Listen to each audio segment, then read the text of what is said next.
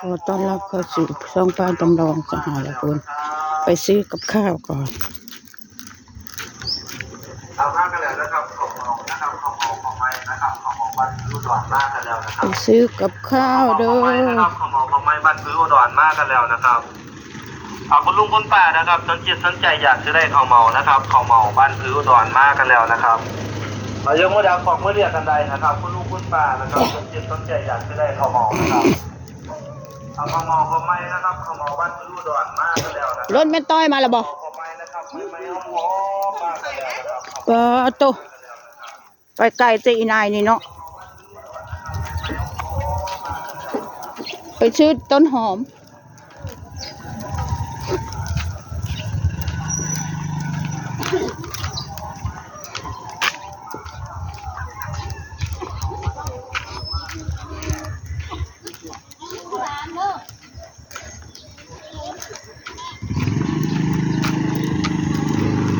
เดินไกล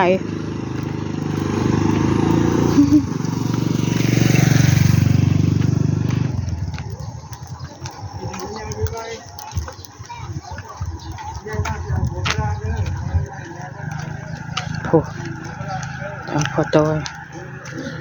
เห็ดยังเฮ้ยเกี่ยวข้าวแล้วบ่โอ้เกี่ยวมื้อนี้บ่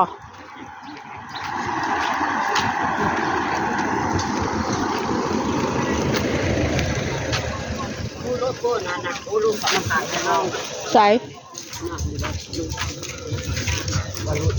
สวัสดีครับป้าจำลองสวัสดีค่ะสวัสดีค่ะสวัสดีค่ะต้นหอมมาเด้อต้นหอมเยอะแยะเลยป้าจำลอง ต้นหอมครับวางไว้นี่ก่อนนะจ้า1 ชิ้นครับผม1 ชิ้นอะไรอันนี้นะเนื้อมัน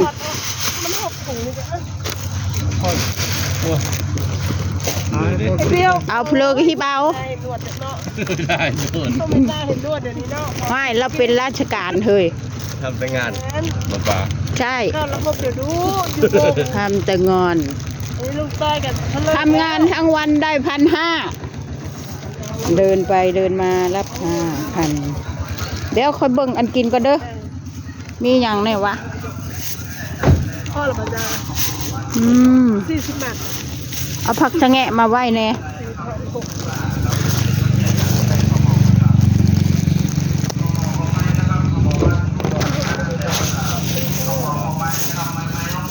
อันนี้ครึ่งโล60เอาพลังชะแงะบอกเอาผักชะแงะมา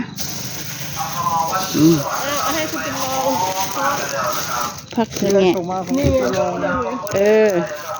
วนไปแล้วคุณจำลองมานี่ครับมาทางนี้แต่ผมตัวจำลองอยู่เฉยผมจะทำให้แล้วอะไรมั่งค่อยเอาเนาะอยู่เฉยๆแต่จำลองเอานี่3 อย่างแล้วดีจำลองนี่เอาขนมให้แน่โอ้อันนั้นเขาเลือกเลยนะดูฮะนะอันจิ้มนะอันจิ้มปลาตะโกอ๋อเห็นยุคเขาเลือกไปเลยจิ้มอ๋อชิเลอร์นี่ไงโอเคโบยเจ้านี่เนาะผมก็เป็นเด็กใหม่ไม่ได้แล้วอะไรอีกอ่ะจิ้มไม่รู้เรื่องเลยก็จะเอาอีกอะไรนะไม่ยั้งอยู่ในถุงนะขนมยั้งอ่ะนะขนมไข่เต่าเอามา1 ถุงมีหลายอย่างมีอะไรหลายอย่างก็มีไข่เต่าจกเอาถุงอยู่นี่มีไข่เต่าอย่างเดียวเอามาไหนเอามาไข่เต่าคนที่สำหรับพันน้อยค่อยนี่ต้องกระลื่นกินถ้าอย่างนี้ถ้าอย่างเหนียวฟันดีนาทีเดียวนี่ฟันไม่ดีต้องกินลูกไข่เต่าใช่ถูกต้องเอาถ้าฟันดีกับฟันดีนาทีเดียวเรียบร้อยอันนี้30 40 50ไม่ถึง45คุณจำลอง3 4 4 545แบ่งหมื่นโอ้โต4 5 ทอน5วางไว้หันละจะทนเงินเฉก่อน4 5 ทอน5บ้านมะนาวเขาไปได้ระบบทางน่ะได้สะดวกมากอะไรสะดวกเขาไปได้เลยบอกป้าต้อยบอกป้าต้อย45 ทอน5ได้40 55ตัวนี้ไปมันเดี๋ยว900 ทางบ้านมะนาวเขาทำเสร็จแล้ว ครับ ยัง เสร็จ ไม่ แล้ว เส ค ร็จ รับ แต่ไปได้ขึ้นนะคะให้ขึ้น บ่รถอันนี้ไหม ได้ เจ้าก็ไปขายฮอดพูดร ขึ้ ถ น เลย ข้างบน พ่อพูดด้วยคุณลุง ขึ้นข้างบนลายติดไต่หลังเต่าไปเลยไต่สะพานด้วยไม่ใช่ไต่หน้าสะพาน จะเอาพักให้ค่อยหรือเปล่า นี่ไงก็4-5มีผักอะไรบ้างต้องการอะไรซื้อใหม่ มืออื่นพูดแล้ว วันนี้ครบหรือยัง ครบแล้ว ครบแล้วเอาแค่นี้นะวันนี้นะ พ่อมีอันกินอยู่ จะขอบคุณครับขอบคุณครับ ผมจะไปปกคลุมเลยนะผมจะไปปกคลุมแล้วป้าจำลอง จ้าโอเคสต็อปแลนด์ เอาหิ้วเลยนะหิ้ว ไปเลยอ่ะ ผมจะเดินหน้า เดินหน้าหรือถอยหลัง เดินหน้าประเทศไทย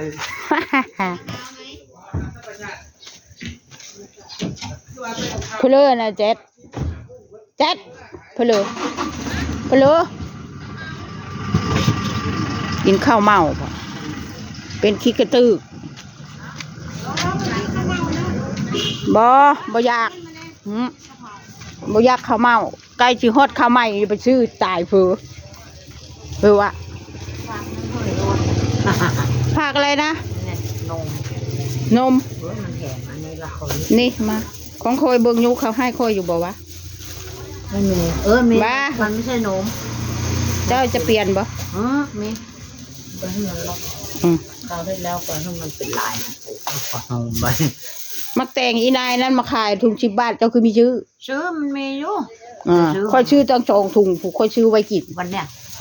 เมื่อวานน่ะ เออ ค่อยซื้ออยู่คาตากระดูชาวบ้านผู้ได้นั่นน่ะ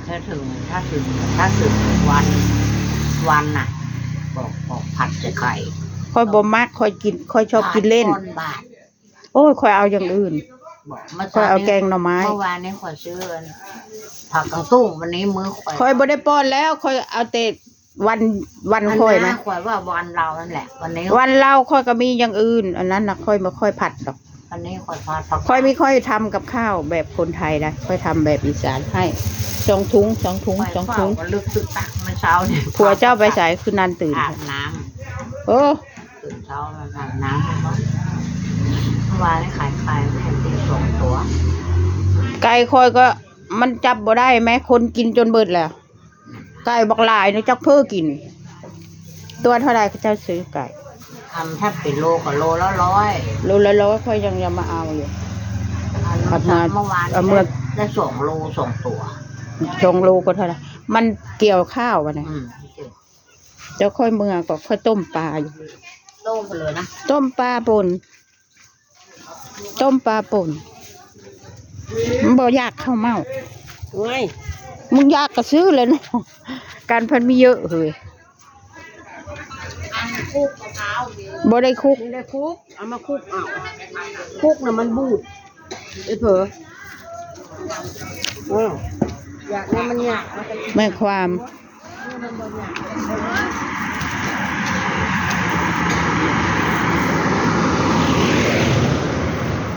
เชียร์จอยจะไปเกี่ยวข้าววะเกี่ยวรถหรือเกี่ยวคน เกี่ยวคน เกี่ยวคน มามือแรงก็เฉลองแล้วเนาะ บอกจะร้องออกมาพักเก้าก่อน เพลือ พักตับก่อน พักตับ อ่า ตับแข็งหรือเปล่าได้ให้หมอตรวจบ้างไหม ไม่ ไม่ ตรวจเลย แม่ตับแข็งแล้วยุ่งเลยนะแม่พีแฟนเจ้าน่ะ กินข้าว แฟนก็เอาหัวใหม่ ว้ายมาจ้างว่าคือเอาง่ายเอาได้เทะผู้ใดสิเอาเนาะเท่าแล้ววันนี้ฟังเด้อเอาจ้อยเจ้าจะให้ตับแข็งเด็ดขาด ตายให้สบาย เฮ้อ ไม่มีกรรม สงสัยอยู่อีตาจ้อยนี่เสือคิดหยังวะ ตายแล้วก็มีเวรมีกรรมไอ้เนี้ย คือเก้าเจ้าบ่เฮ็ดเวียกเจ้าสิไปกินน้ำเพอ เอาตายเลยเนาะ เฮ้ย ตายแล้วเขาก็มีเวรสบายแหละคือเขาจะไปก่อน ไทยดอกอยากได้คืออย่างนี้ สบายเถอะ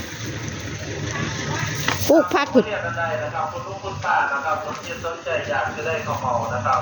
ก็เมาข้าวห้าง ไม่เอาหมอมากกันแล้วนะครับเอาข้าวเหมามาให้ข้าวเหมาหอมมากกันแล้วนะครับเอาคุณลุงคุณป้านะครับสนใจอยากจะได้ข้าวเหมานะครับเอาข้าวเหมาเข้าไปนะครับข้าวเหมาบ้านรู้ดอนมากกันแล้วนะครับเอาข้าวเหมาไม่เอาหอมนะครับข้าวเหมาไม่เอาหอม โอ้อายมคือปิดร้านแต่เว้นเถอะวะไปใส่เนาะ เอามากกันแล้วนะครับข้าวเมานะครับข้าวเมาข้าวไม้นะครับข้าวเมาบ้านซื้ออุดรมากกันแล้วนะครับเอาข้าวเมาข้าวไม้นะครับข้าวเมาข้าวไม้บ้านซื้ออุดรมากกันแล้วนะครับเอาคุณลุงคุณป้านะครับสนจิตสนใจอยากจะได้ข้าวเมานะครับข้าวเมาบ้านซื้ออุดรมากกันแล้วนะครับเอาเรื่องผู้ดำบอกเมื่อเรียกกันใดนะครับ ก็คือไก่แท้อุดรผู้มาขายข้าวเมาอุ้ยมาฮอดมุกดาหารพิลึกโพดโพ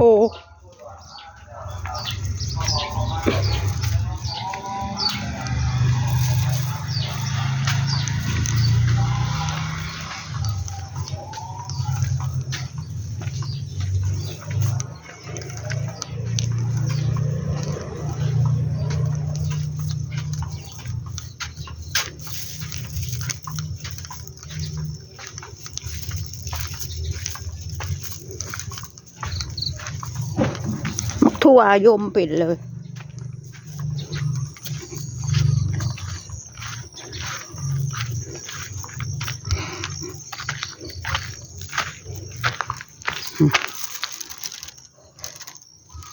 โอ้รถมอเตอร์ไซค์คือหลายแท้โอเคค่ะ นี่หน้าบ้านยาย ขอจบคลิปแค่นี้นะคะ อย่าลืมกดไลค์ กดแชร์ กดติดตามให้ยายด้วยค่ะ ขอบคุณค่ะ